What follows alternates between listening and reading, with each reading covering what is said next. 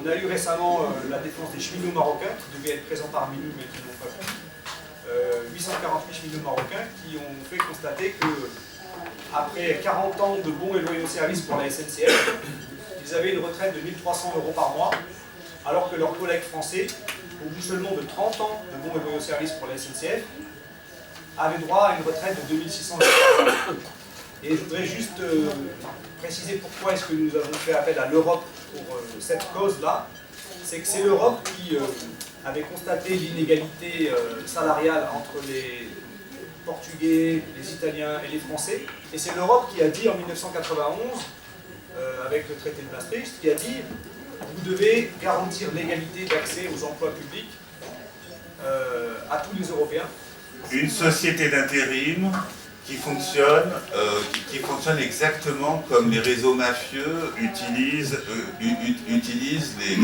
les prostituées ukrainiennes ou d'Europe de l'Est un peu partout en Europe.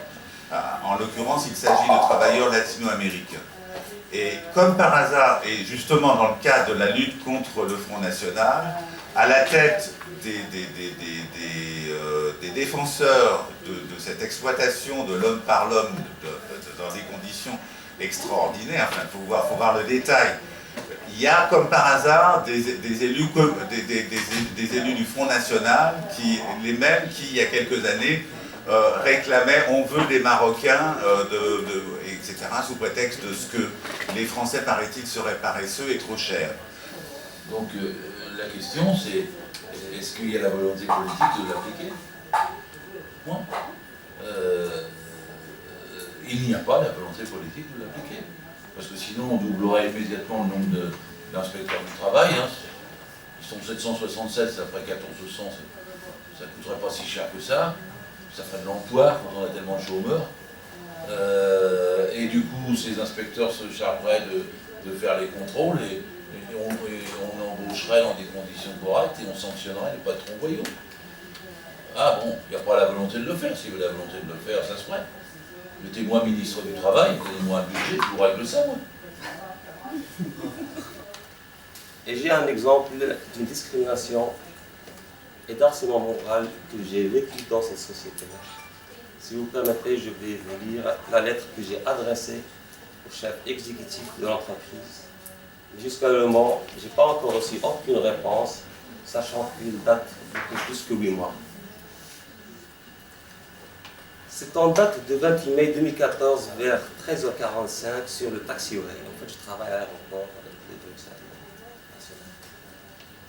à la hauteur de la position 148, que j'ai été victime d'un harcèlement moral mené par M. X, notre instructeur européen. Cet acte se manifeste par une attitude administrativement inadmissible, sachant qu'il me traita de menteur quand il est descendu brusquement du tracteur et me ferma violemment la porte sur mon visage en disant « j'en ai marre » et s'en alla dans sa voiture tout en balbutiant un langage incohérent accompagné de gestes qui ne sont pas du genre d'un instructeur modéré. Après plus ou moins 10 minutes, en arrivant au parking de notre bâtiment, il cria à voix haute et dit « donne-moi les clés » et disparut. On a le témoignage du fait que dans les aéroports de Paris, où il faut être français ou européen pour travailler avec le bon statut, mais il y a énormément de non-européens qui travaillent par le biais d'ADECO, qui maintenant a le droit de signer des contrats permanents d'intérimaires. Donc ils n'ont pas le statut d'Air France, ils n'ont pas les avantages des salariés d'Air France, ils sont dans un sous-statut, et donc facile à virer. ADECO est une multinationale de l'intérim, numéro 1 mondial, qui appartient à un groupe suisse multimilliardaire, qui exploite les travailleurs partout en Europe et qui finalement obéit aux consignes de discrimination raciale des employeurs pour faire du chiffre d'affaires. Ça veut dire qu'une entreprise passe commande à ADECO, je voudrais des travailleurs pour demain matin, et ADECO leur demande est-ce que vous acceptez les noirs ou est-ce que vous ne les acceptez pas, et il coche. Il accepte les Noirs, ou il accepte les étrangers, ou il accepte les Marocains, ou il accepte les Maghrébins, ou il ne les accepte pas. Les rapports réguliers de l'OIT et du Bureau international du travail sont souvent excellents, pas seulement contre la discrimination, mais contre le travail forcé, contre les empêchements aux droits syndicaux, contre même les mises en cause de l'inspection du travail et de son indépendance. Ceci dit, le grand problème de l'OIT, c'est que c'est une magnifique référence mondiale, internationaliste même, je dirais, mais elle n'a pas de pouvoir de sanction. En France, on a en ce moment, dans la loi Macron, qui est une loi que j'exècre, je n'ai pas le temps de vous en parler, mais elle fait 106 articles, tous rétrogrades, plutôt du 19e siècle et du 21e, archi-libérale. Par exemple, elle facilite les licenciements abondamment. Le Premier ministre Manuel Valls est allé en Chine pour dire qu'il ne fallait pas que les dictateurs chinois aient peur d'investir en France. Les licenciements étaient facilités, les 35 heures n'étaient plus respectées. Et donc, en vérité, la loi Macron fait ça et elle va s'opposer à l'OIT, par exemple. Voilà. La loi Macron, par exemple, supprime le recours dans le cadre des plans sociaux. Elle dit que même quand les salariés auront gagné, convaincu le juge que le licenciement était abusif, cela n'aura, je cite, aucune incidence sur l'indemnisation ou la réintégration des salariés.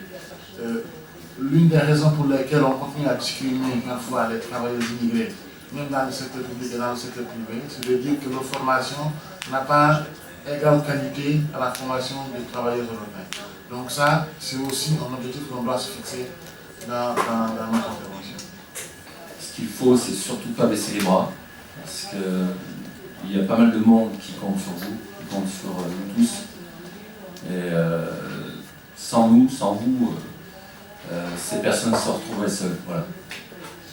Ce qui est très important, le message que nous devons surtout faire passer, c'est que nous ne nous battons contre personne. Nous sommes en train de travailler pour le bien de tous. Et je pense que nous avons une majorité d'hommes et de femmes de bonne volonté qui sont très sensibles à nos problématiques et qui sont prêts à nous aider à les porter plus loin s'ils étaient davantage sensibilisés. Je pense que nous devons capitaliser avec ces hommes et ces femmes-là, d'une part, et d'autre part, nous avons vu tout à l'heure que les menaces se mutualisent, se présentent sous diverses formes. À nous également, au sein de nos divers réseaux, de mettre en place des synergies d'action, de faire parler davantage de nous pour que notre cause soit entendue. Et une fois encore, par contre, nous sommes contre personne, mais nous voulons le bien de tous. Merci.